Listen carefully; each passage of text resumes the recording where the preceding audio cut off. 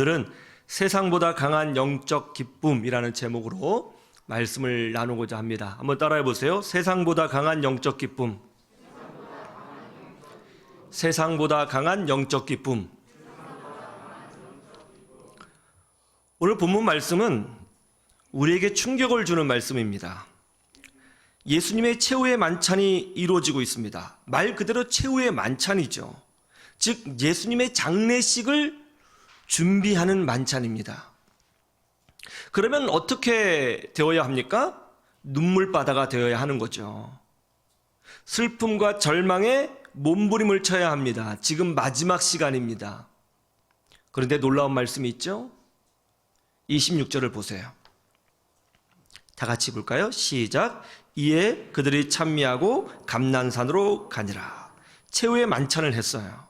장례식을 준비하는 만찬입니다. 마지막 순간이에요. 얼마나 슬픈 일입니까? 그런데 예수님과 그의 제자들은 하나님을 찬양하며 고난을 상징하는 감난산으로 올라갔다는 겁니다. 찬양의 핵심은 영적 기쁨이죠.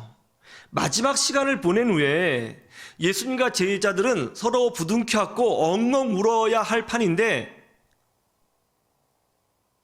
뜻밖에도 예수님과 그의 제자들은 영적 기쁨에 휩싸여 하나님을 찬미하고 감난산으로 올라갔다는 것입니다. 최후의 만찬입니다. 장례식을 준비하는 만찬이에요. 마지막 시간입니다. 이 만찬이 끝나면 십자가의 죽음이 있을 겁니다. 그런데 왜 이 십자가의 죽음을 앞두고 성경은 슬픔을 말씀하고 있지 않고 오히려 제자들이 기쁨으로 찬양하며 감난산으로 올라갔다는 것을 부각시키며 말씀하고 있는 것일까요? 왜 이 최후의 만찬이, 장례식을 준비하는 이 마지막 순간이 찬양을 불러야 하는 기쁨의 순간이 되는 것일까요?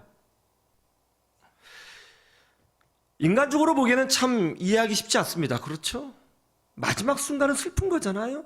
그런데 제자들은 기뻐하고 있습니다.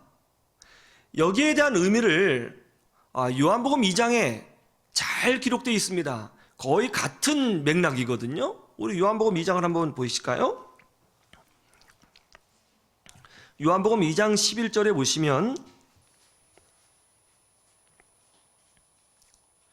요한복음 2장 11절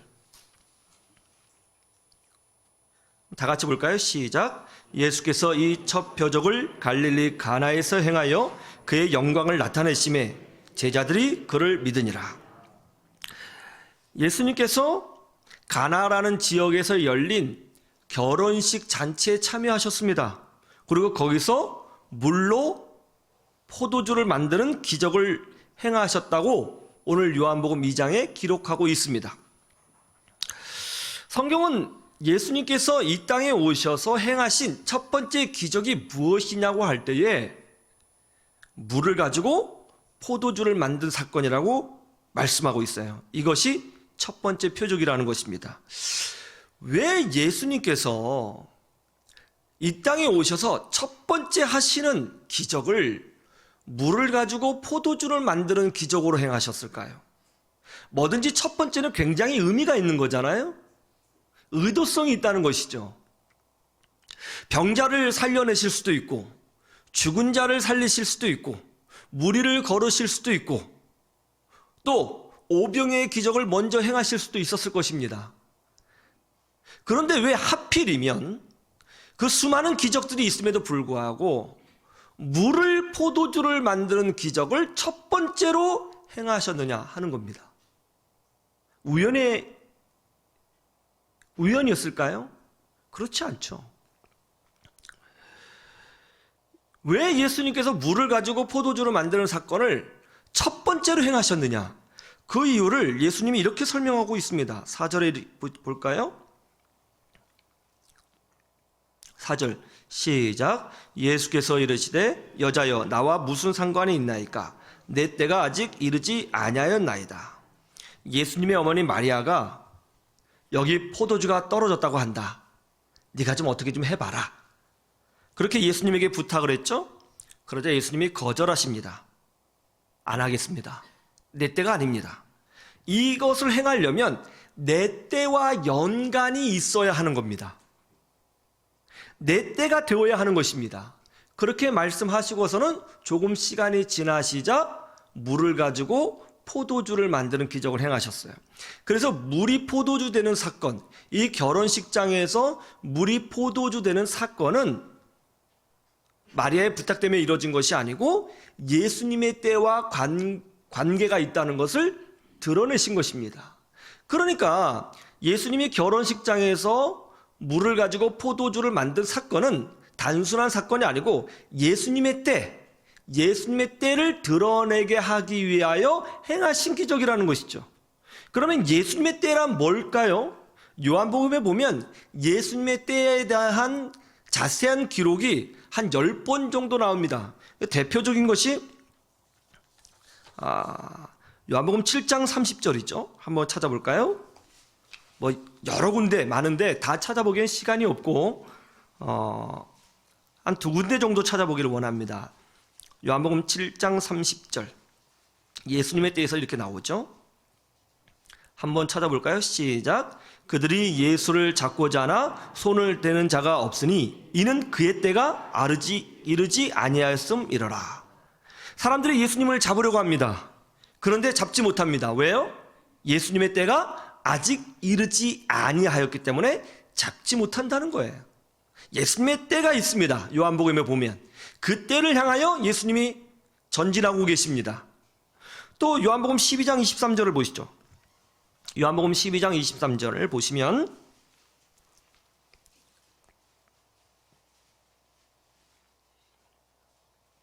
요한복음 12장 23절 다 같이 볼까요? 시작. 예수께서 대답하여 이르시되 인자가 영광을 얻을 때가 왔도다. 예수님께서 예수님의 때, 인자, 예수님이죠. 본인을 지칭하고 계시는 거죠.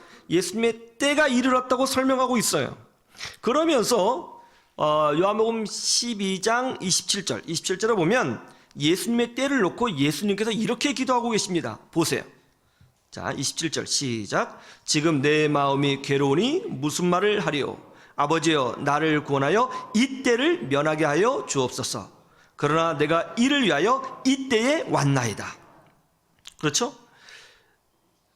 예수님께서 지금 기도하고 있습니다. 이 때를 면하게 하여 주옵소서. 이 때를 면하게 하여 주옵소서. 마치 겟세만의 기도와 같지 않아요? 그렇죠? 그럼 이 때가 뭐라고 설명하고 있죠? 33절에 정확하게 기록되어 있습니다. 예수님의 때란 이겁니다. 33절 시작. 이렇게 말씀하심은 자기가 어떠한 죽음으로 죽을 것을 보심이로라. 자, 이제 우리는 예수님이 말씀하신 이 때가 무엇인지 분명히 알았습니다. 예수님이 말씀하신 때는 무엇이죠? 바로 십자가의 죽음입니다. 장례식입니다. 그러니까 예수님께서 결혼식장에서 물을 가지고 포도주를 만든 기적은 예수님의 때, 즉 예수님의 장례식과 연관이 있다는 거예요. 예수님의 장례식을 위해서 예수님께서 이 땅에 오셔서 행하신 첫 번째 기적을 물을 가지고 포도주를 만드는 기적을 행하셨다는 것입니다. 그것을 드러내기 위해서요. 왜 그렇죠? 여기는 의미가 있는 것이죠. 예수님은 이 땅에 오실 때에 살러 오신 것이 아니라 죽으러 오셨습니다. 그것이 예수님의 때죠. 그런데 예수님이 십자가에서 죽으심이 우리에게는 생명이 됩니다. 예수님이 죽으셔야 우리가 용서를 받고 생명을 얻습니다. 예수님이 채찍에 맞으셔야 우리가 나음을 받습니다. 예수님이 고난을 당하셔야 우리가 회복이 되어지고 하나님의 축복을 누립니다. 예수님이 화목제 어린 양으로 죽으셔야 우리가 하나님과 화목하게 됩니다. 예수님의 죽으심이 우리에게는 혼인잔치와 같은 기쁨이 됩니다. 왜 예수님께서 이 땅에 오셔서 첫 번째 표적으로 혼인잔치집에서 물이 포도주 되는 기적을 행하셨느냐? 여기엔 분명히 메시지가 있는 거죠. 내가 온 것은 너희들에게 기쁨을 주기 위해서 왔다. 내가 죽어야 너희들이 혼인잔치의 기쁨을 누린다. 내가 죽어야 너희들이 산다. 이때를 위해서 내가 왔느니라 하고 말씀하고 있는 겁니다.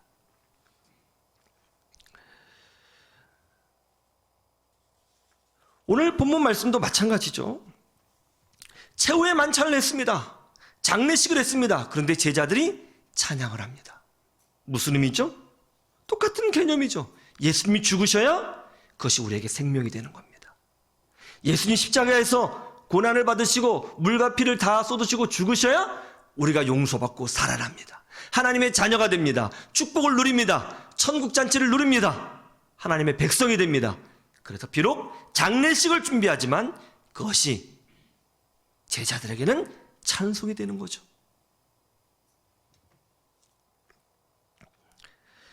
예수님이 왜 십자가에서 죽으신 겁니까? 이유는 하나입니다. 목적은 하나예요. 우리에게 생명을 주시고 기쁨을 주시기 위해서 죽으신 거예요. 하나님은 우리가 용서받기를 원하시고 구원받기를 원하시고 또 그 구원의 기쁨을 가슴에 품고 이 땅에 살면서도 참 지지고 볶는 삶이고 고난이 있는 삶이지만 그럼에도 불구하고 영적 기쁨을 누리며 살기를 원하신다는 것입니다. 그래서 기독교 신앙의 핵심이 뭐냐면 기쁨이죠. 기쁨. 성령이 충만한 사람은 기뻐하게 되어 있습니다. 하나님을 아는 자는 기뻐하게 되어 있습니다. 기쁨입니다. 이런 기쁨이 있을 때에 우리는 이 땅의 고난도 이기고 위기도 이기고 우리가 이해할 수 없는 답답함도 이겨내고 세상도 이기며 승리하며 살아갈 수가 있게 되는 것입니다. 저는 바라기는 우리 사랑하는 희망을 노래하는 교회 성도 모든 분들이 하나님이 주시는 기쁨으로 세상을 이기는 역사가 일어나기를 간절히 소망합니다. 그러면 우리는 어떻게 이런 영적 기쁨을 누릴 수 있을까요? 첫 번째로는 감사로부터 시작되는 겁니다. 한번 따라해 보세요. 감사할 수 있을 때. 오늘 본문 말씀으로 다시 가시죠. 마가복음 14장 23절을 보세요. 14장 23절 같이 볼까요? 시작. 또 잔을 가지사 감사기도 하시고 그들에게 주시니 다 이를 마시매. 보세요. 최후의 만찬입니다. 장례식을 준비하고 있습니다. 이제 이거 끝나면 예수님은 끌려가게 되실 것이고 무자비한 폭행을 당하실 겁니다. 채찍에 맞으실 것이고 극심한 고난을 당하실 겁니다. 그리고 십자가에서 죽으실 것입니다. 그것을 준비하는 최후의 만찬입니다. 그런데 예수님이 감사하고 있습니다.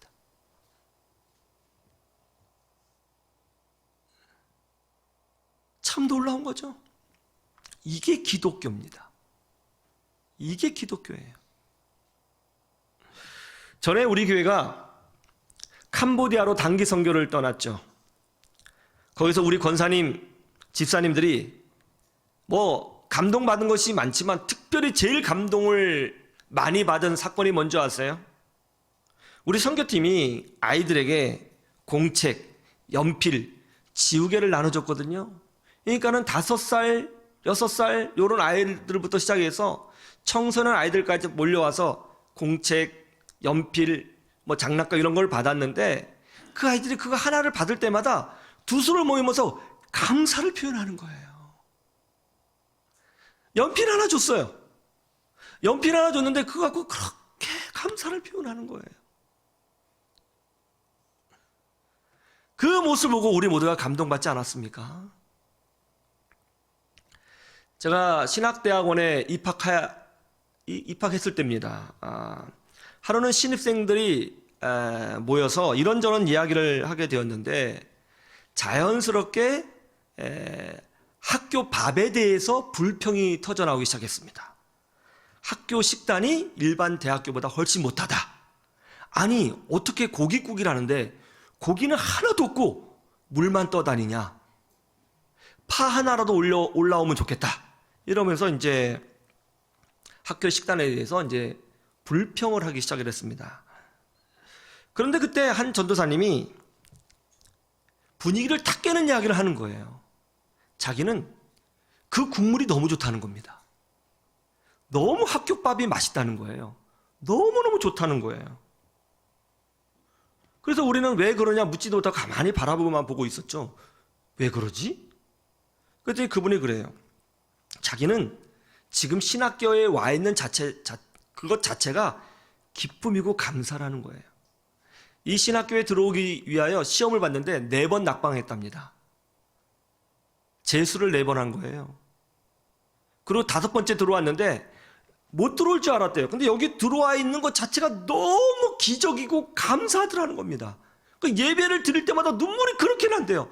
학교에서 밥을 먹는데 세상에서 제일 맛있다는 거예요. 제게 정말 큰 인상을 주었습니다. 그 후 제가 그분을 학교 졸업할 때까지 유심히 지켜봤어요. 그분은 정말 신학교 생활 내내 기뻐했습니다. 졸업할 때까지 항상 기뻐했고 항상 감사했습니다. 사역이 힘들어도 기뻐했고 교회에서 어려움을 당해도 기뻐했고 학교에서 성적이 좋지 않게 나와도 기뻐했습니다. 지금도 목회를 아주 기쁘게 하고 계시더라고요. 교회가 부흥합니다. 사람들이 변화됩니다. 하나님은 우리를 끊임없이 용서하시고 우리를 여전히 사랑하시며 또 중요한 것은 우리가 이 땅에 살아갈 때에 감사할 수밖에 없게끔 감사의 조건을 아주 세밀하게 곳곳에 채워주시는 풍성하신 아버지 하나님이시라는 것을 여러분 믿으시기를 주님의 이름으로 축원합니다. 그리고 하나님은 반드시 우리에게 약속하십니다. 여러분의 눈물이 변하여 기쁨이 되게 하시고 여러분의 상처가 변하여 간증이 되게 하시며 여러분의 삶이 하나님의 은혜로 채워질 수밖에 없는 그런 은혜의 바구니로 만들어 주시겠다고 하나님께서 약속해 주시는 것입니다. 그 하나님을 바라보시며 감사하시기 바랍니다. 감사하면 기쁨이 찾아옵니다. 기뻐하면 세상을 이기게 되는 것입니다. 그렇게 되기를 주님의 이름으로 축원합니다. 두 번째, 그 기쁨은 내가 어떤 존재인지 알 때 찾아온다는 거예요. 한번 따라해 보세요. 내가 어떤 존재인지 알 때. 우리 24절 말씀을 보시죠. 24절 다 같이 볼까요? 시작. 이르시되 이것은 많은 사람을 위하여 흘리는 나의 피 곧 언약의 피니라. 예수님께서 피를 흘리십니다. 고난 받으실 겁니다. 그런데 왜요? 많은 사람을 위하여. 뒤집어 말하면 바로 여러분을 위하여 피를 흘리시고 죽으신다는 겁니다. 여러분을 위해서. 테러리스트가 한 소녀를 납치했습니다. 그리고 10억을 요구하는 거예요. 10억을 가져와라. 그럼 이 소녀를 풀어주겠다. 그러자 그 국가의 국왕이 나서서 돈을 주겠다고 약속을 했습니다. 그러니까 이 테러리스트들이 조건을 바꾸었어요. 100억으로 올린다. 100억을 달라. 그러자 왕이 100억을 주마. 그 소녀를 풀어라. 그러니까 이제 이 테러리스트가 순순히 응하니까 금액을 좀 더 올린 거예요.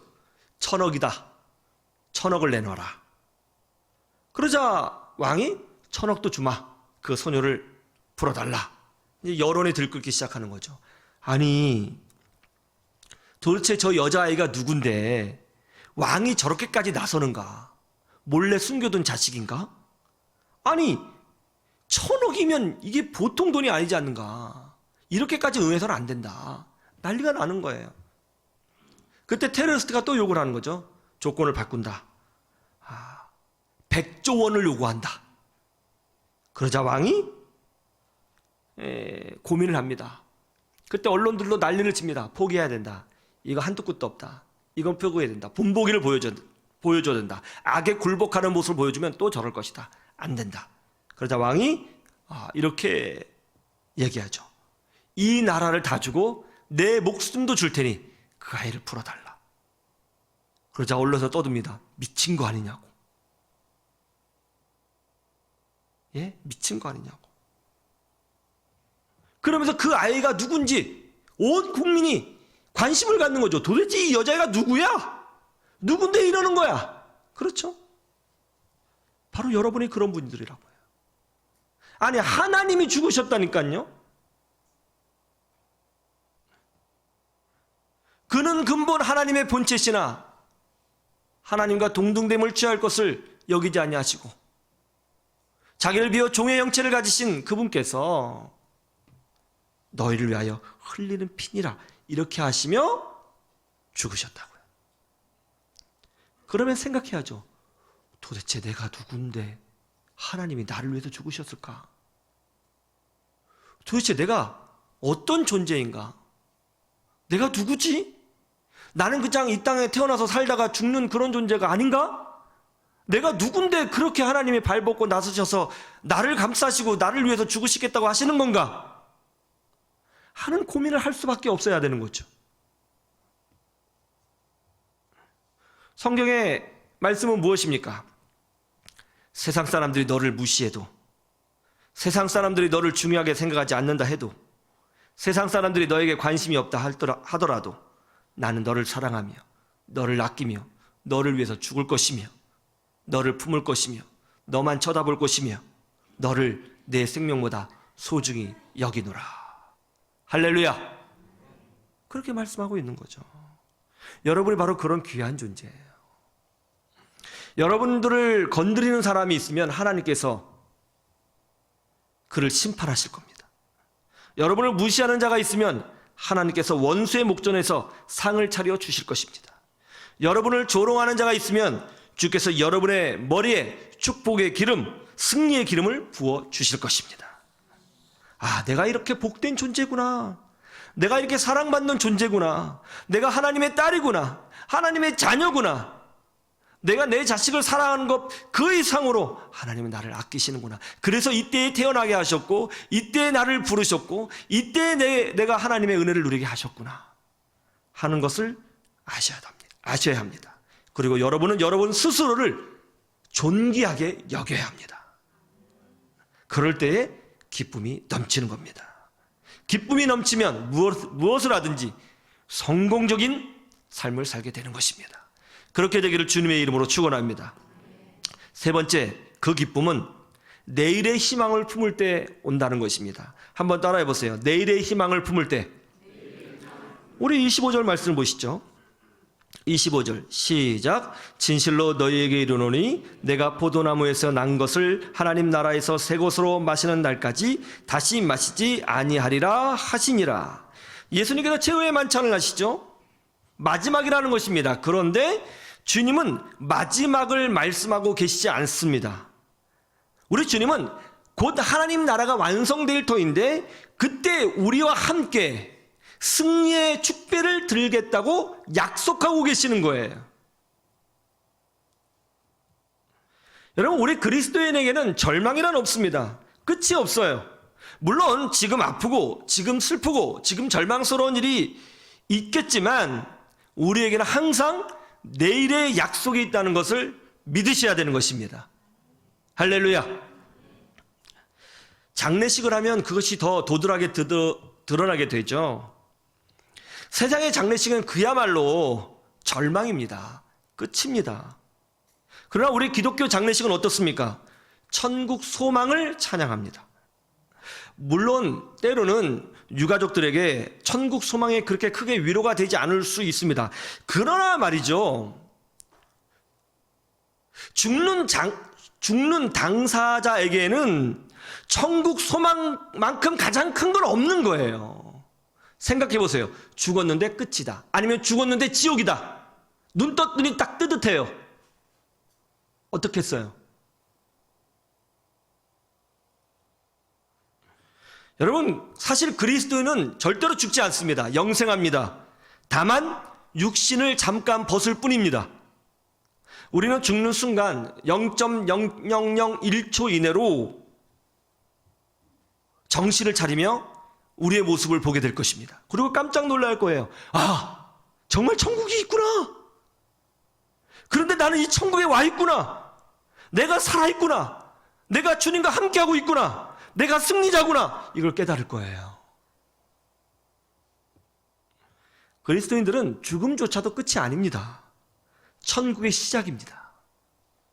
하나님 나라의 완성을 바라보고 있는 존재입니다. 우리 그리스도인들은 끝을 말하지 않습니다. 절망을 말하지 않습니다. 하나님의 은혜와 하나님의 승리와 하나님의 완성을 바라보고 있습니다. 그것이 기독교예요.